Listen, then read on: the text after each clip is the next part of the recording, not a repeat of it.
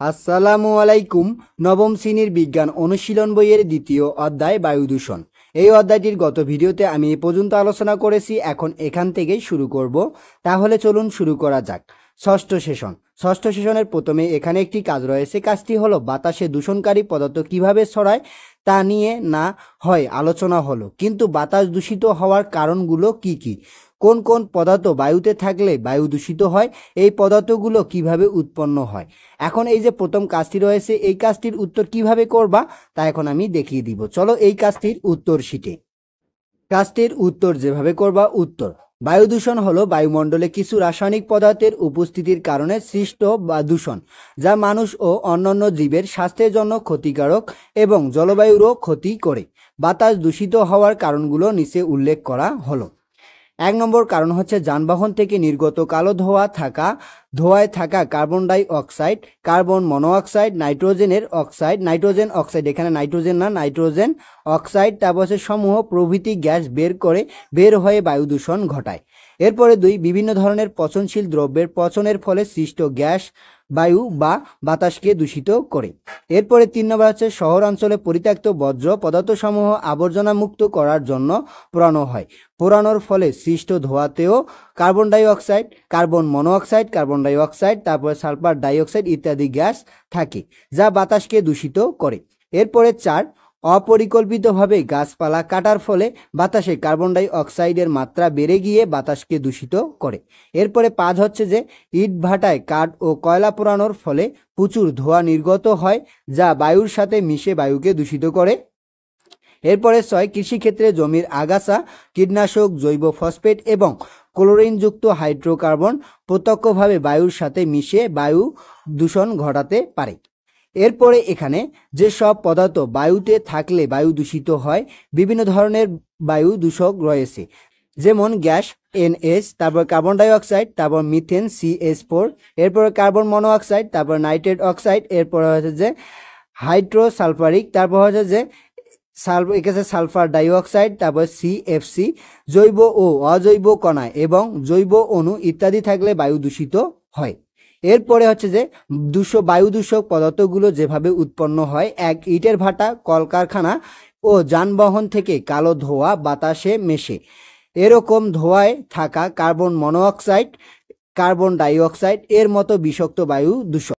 এরপরে 2, রান্নার চুলা থেকে বের হওয়া ধোঁয়ায় ও উৎপন্ন হয় বিষাক্ত কার্বন মনোঅক্সাইড গ্যাস। এরপরে 3, কয়লা, পেট্রোলিয়াম ও প্রাকৃতিক গ্যাস পোড়ানোর ফলে উৎপন্ন হয় carbon die oxide, sulphur oxide বায়ু দূষক। এরপরে 4, জীবাণুশয় জ্বালানি পোড়ানোর ফলে সৃষ্ট হয় বায়ু দূষণের অনেক প্রভাবক বা উৎস। এভাবে এখানে প্রথম কাজটির উত্তর করবা। এরপরে এখানে আরো একটি কাজ রয়েছে। কাজটি হলো তোমাদের পাশের ছকে বেশ কিছু পদার্থের নাম লেখা আছে, দেখো। গবেষণা বলছে বাংলাদেশের বায়ু দূষণের পেছনে এই পদার্থগুলোর ভূমিকাই প্রধান। এখন ভেবে দেখো যে এই পদার্থগুলো কি করে উৎপন্ন হয়, এদের গঠন আসলে কেমন। অপর পৃষ্ঠায় একটি ছক রয়েছে। ছকে বেশ কয়েকটি বায়ু দূষণকারী পদার্থের নাম রয়েছে, এদের ধরনও দেওয়া রয়েছে, এগুলো কিভাবে গঠিত হয় আর কিভাবে বায়ু দূষণ করে। এখন এই কাজটির উত্তর যেভাবে করবা তা এখন আমি দেখিয়ে দিব। চলো এই কাজটির উত্তর শিটে।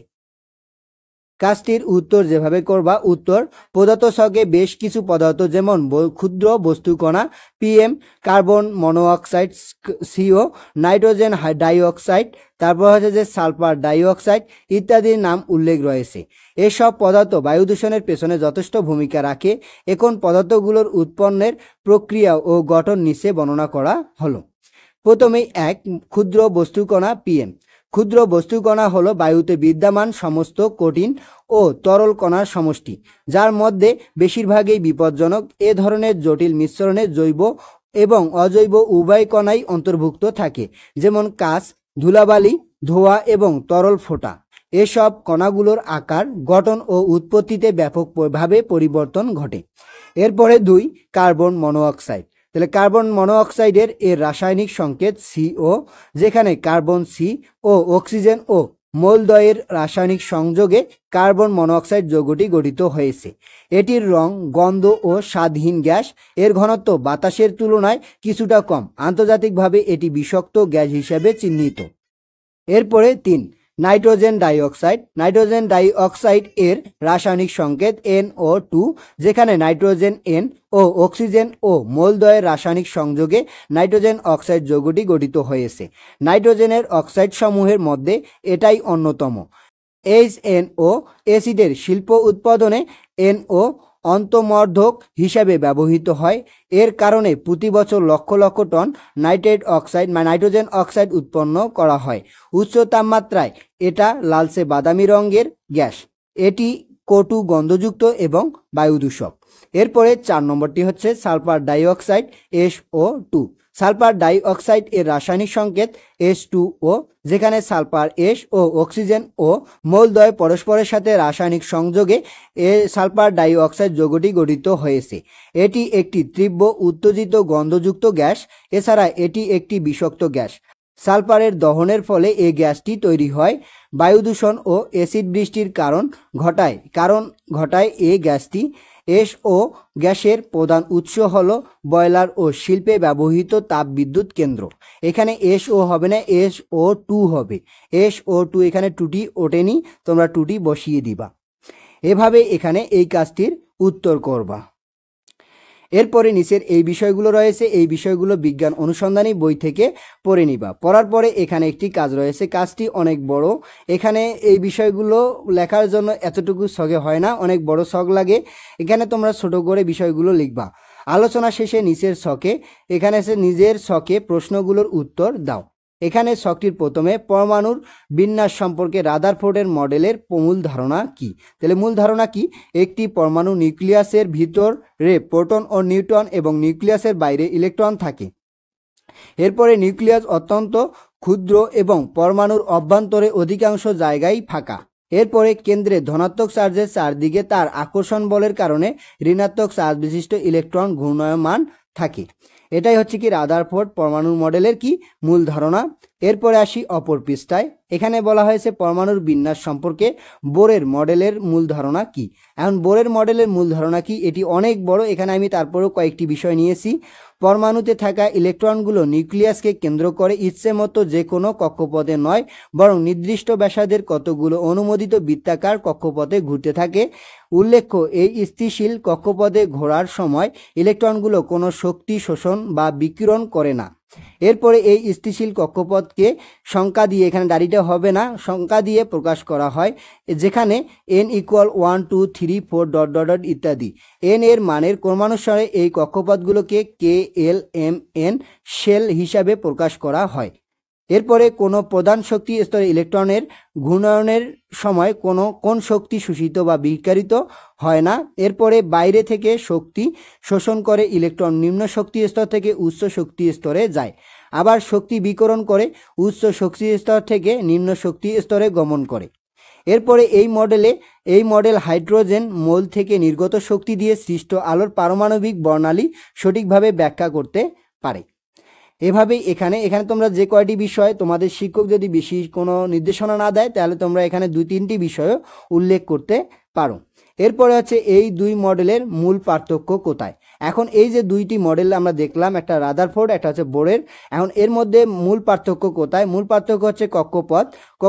রাদারফোর্ড মডেলে ইলেকট্রনগুলোর শক্তি ও কক্ষপথ নির্দিষ্ট নয়, আর বোর মডেলে সঠিকভাবে ব্যাখ্যা করতে পারে ইলেকট্রনগুলো নির্দিষ্ট শক্তি ও ব্যাসার্ধের কক্ষপথে অবস্থিত।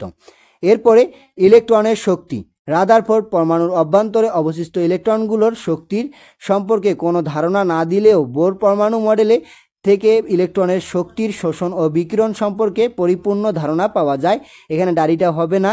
এরপরে পরমাণুর বর্ণালীর ক্ষেত্রে রাদারফোর্ড মডেলে পরমাণুর বর্ণালীর ব্যাখ্যা দিতে পারে না, বোর মডেলে শুধু হাইড্রোজেন পরমাণুর বর্ণালীর ব্যাখ্যা দিতে পারে। এভাবে এখানে এই কাজটির উত্তর করবা। এরপরে এখানে একটি কাজ রয়েছে, কাজটি হলো বাড়ির কাজ। বাড়ির কাজের এখানে বলা হয়েছে এগুলো বিষয় পড়বা। পড়ার পরে এখানে একটি উদাহরণ দিয়েছে, এই কাজটির উত্তর কিভাবে করবা তা এখন আমি দেখিয়ে দিব। চলো এই কাজটির উত্তর শিটে। কাজটির উত্তর যেভাবে করবা উত্তর ইটভাটা থেকে নির্গত প্রধান দূষণকারী গ্যাস হলো বায়ু দূষণের প্রধান উৎস ইটভাটা থেকে নির্গত কার্বন মনোঅক্সাইড ও সালফার ডাইঅক্সাইড গ্যাস এর কারণে রাজধানীর প্রায় 58% বায়ু দূষণ ঘটেছে। এছাড়াও বায়ুতে ক্ষতিকারক উপাদান PM2.5 পার্টিকুলার ম্যাটার 2.5 এর অন্যতম উৎস ইটভাটা। পরিবেশ অধিদপ্তরের গবেষণা অনুযায়ী 6টি দূষক ইটভাটার সাথে ওতপ্রোতভাবে জড়িত। সেগুলো হচ্ছে PM2.5, PM10, carbon dioxide, carbon monoxide, sulphur dioxide সমূহ এখানে এবং নাইট্রোজেনের অক্সাইড সমূহ। এরপরে হচ্ছে কি বায়ু দূষকের উৎসসমূহ carbon dioxide, carbon monoxide, sulphur dioxide, নাইট্রোজেনের অক্সাইড সমূহ প্রভৃতি বায়ু দূষক সামগ্রিকভাবে পরিবেশের ক্ষতি করে, যাদেরকে মুখ্য বায়ু দূষকও বলা হয়।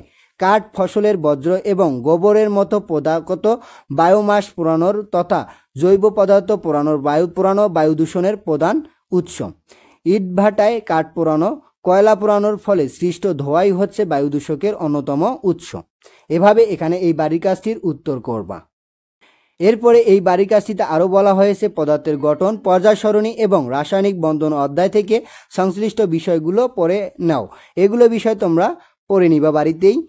তাহলে আজকে এ পর্যন্তই। এর পরবর্তী ভিডিওতে আমি এরপরে দেওয়া কাজগুলোর উত্তর নিয়ে আলোচনা করব। ধন্যবাদ সবাইকে এতক্ষণ সঙ্গে থাকার জন্য। ভিডিওটি ভালো লাগলে লাইক এবং সাবস্ক্রাইব করবেন।